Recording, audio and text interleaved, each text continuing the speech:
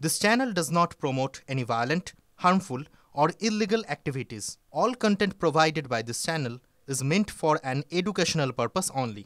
বাহ, এবার হয়েছে স্বাদ। হ্যাঁ, অপূর্ব স্বাদ। MDH এর চাঙ্কি চাট মশলা, জীবনে আসল স্বাদ জাগলো। আসল মশলা yes MDH। নমস্কার, আরো একবার স্বাগত আপনাকে TV9 বাংলায়। আমি দীপ রয়েছে আপনার সঙ্গে। পশ্চিম এশিয়ায় আবার যুদ্ধের মেঘ ঘনাচ্ছে। আবার ইসরায়েল এবং ইরানের মধ্যে যুদ্ধের সম্ভাবনা তৈরি হয়েছে। ফের যুদ্ধের আশঙ্কা এবার প্রকাশ করলেন ট্রাম্প। যে কোনো সময় যুদ্ধ বাঁধতে পারে, খুব তাড়াতাড়ি যুদ্ধের আশঙ্কা ট্রাম্পের। জ্যোতির্ময় আমাদের সঙ্গে রয়েছেন, এই বিষয়ে আরো বিস্তারিত জানাবেন। জ্যোতির্ময়, আচমকা মার্কিন প্রেসিডেন্টের কথায় কেন মধ্যপ্রাচ্যে আবার যুদ্ধের মেঘ? দেখো, এই যুদ্ধ একটি পলিটিক্যাল লক্ষ্যকে সামনে রেখে শুরু হয়েছিল। কি সেই পলিটিক্যাল লক্ষ্য?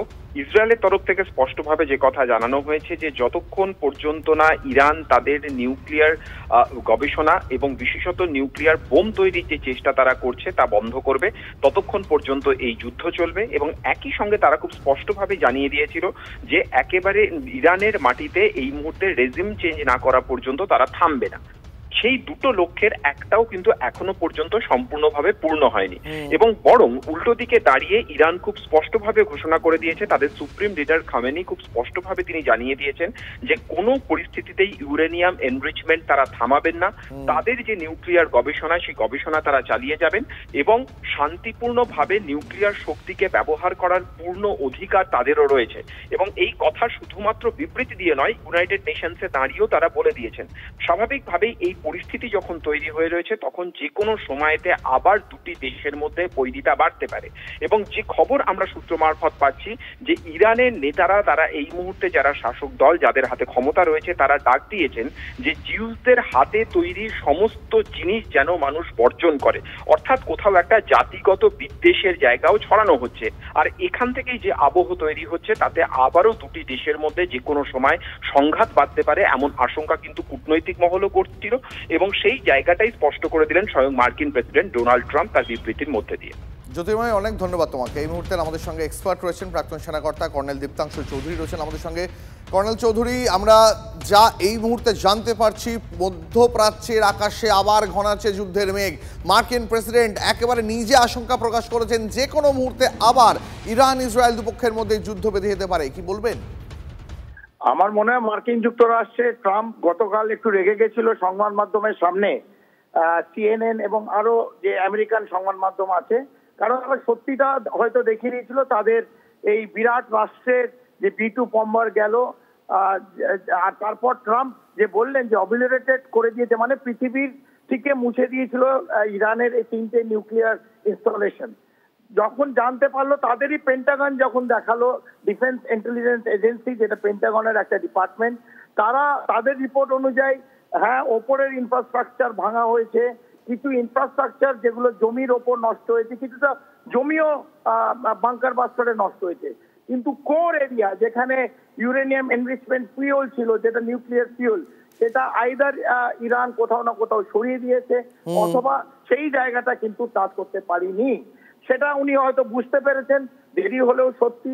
আমার মনে হয় সেই ইগো যেটা ওনার রয়ে গেছে, যেটা উনি বলেছিলেন, সেটা নিশ্চিতভাবে হয়নি।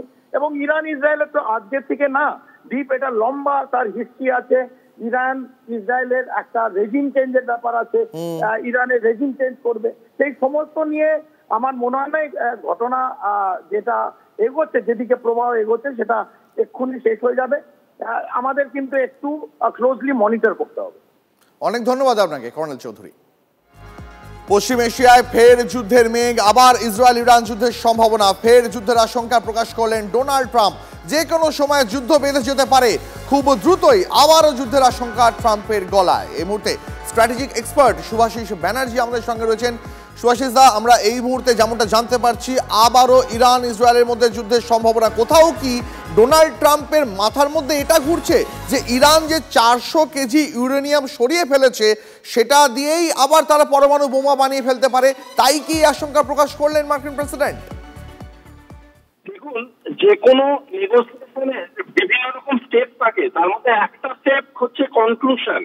এই কনক্লুশন ড্র করার জন্য তার আগের দুটো স্টেপ ভীষণ ইম্পর্টেন্ট। তার মধ্যে একটা হচ্ছে কনভিন্স করানো, আরেকটা হচ্ছে দুজনকে একটা লিখিত এগ্রিমেন্টে আনা যে কোনো প্রসেসই ফলো হয়নি ইরান এবং ইসরায়েলের ক্ষেত্রে। সুতরাং there is always the chance of a reconstruction. দ্বিতীয় জিনিস হচ্ছে ডোনাল্ড ট্রাম্প নিজেই জানেন না যে উনি কতটা ট্রান্সপারেন্সি পেয়েছেন এই গোটা কনফিউশনের ব্যাপারে, কারণ ওনার কিছু ধারণা আছে, ডিএনআই এর কিছু ধারণা আছে, কিছু ধারণা ইসরায়েলের নিজস্ব, আর কিছু ধারণা যেটা সত্যি একেবারে ইরানের ক্ষেত্রে।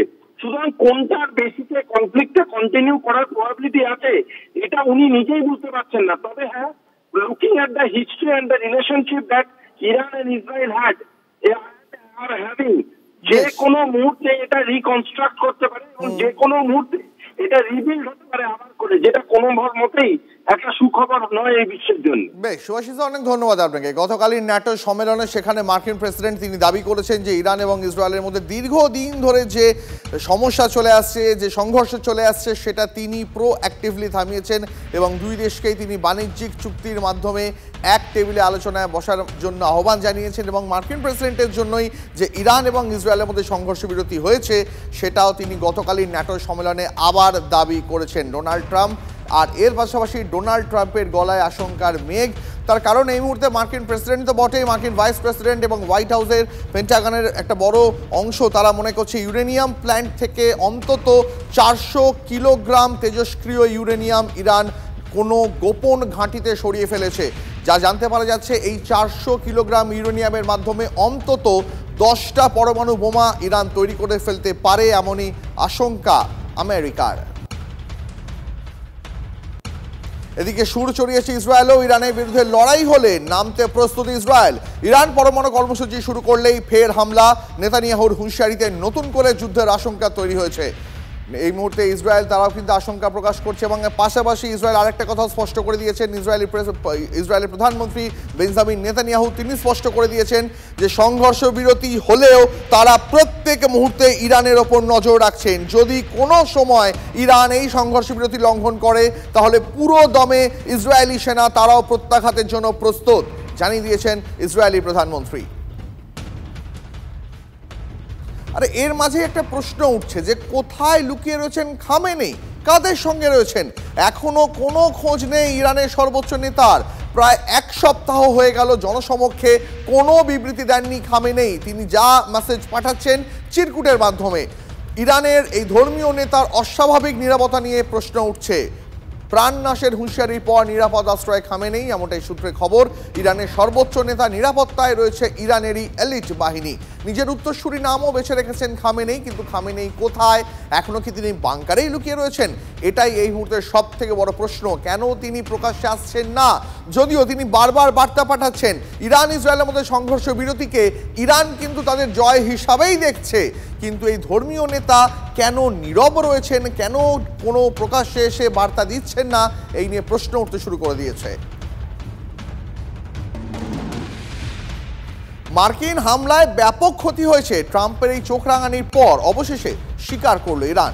বেশ কয়েকদিন ধরে মার্কিন হামলার ফলে ইরানের পারমাণবিক কেন্দ্রগুলোতে বিশেষ ক্ষয়ক্ষতি হয়নি বলে দাবি করে আসছিল তেহরান, কিন্তু এবার সেই অবস্থান থেকে তারা সরে এলো। ইরান আনুষ্ঠানিকভাবে স্বীকার করেছে যে মার্কিন হামলায় তাদের বেশ কয়েকটি পারমাণবিক কেন্দ্র মারাত্মকভাবে ক্ষতিগ্রস্ত হয়েছে। ইরানের বিদেশ মন্ত্রকের মুখপাত্র ইসমাইল বাঘেই এক সাক্ষাৎকারে এই কথা জানিয়েছেন। মার্কিন যুক্তরাষ্ট্রের কাছে এই নিয়ে ক্ষতিপূরণও দাবি করেছেন ইরানের উপবিদেশমন্ত্রী। ক্ষতিপূরণ দেওয়া না হলে রাষ্ট্রপুঞ্জি দ্বারস্থ হওয়ার হুঁশিয়ারি দেওয়া হয়েছে। গত রবিবার ইরানের 3 পরমাণু কেন্দ্র, যার মধ্যে ফোর্দোও ছিল, সেখানে ব্যাপক বোমা বর্ষণ করে মার্কিন বায়ুসেনা। MDH চানা মশলা, এখন ছোলা হোক বা বরবটি দানা, সাদা চানা হোক বা কালো, সব রান্নাই হবে অসাধারণ।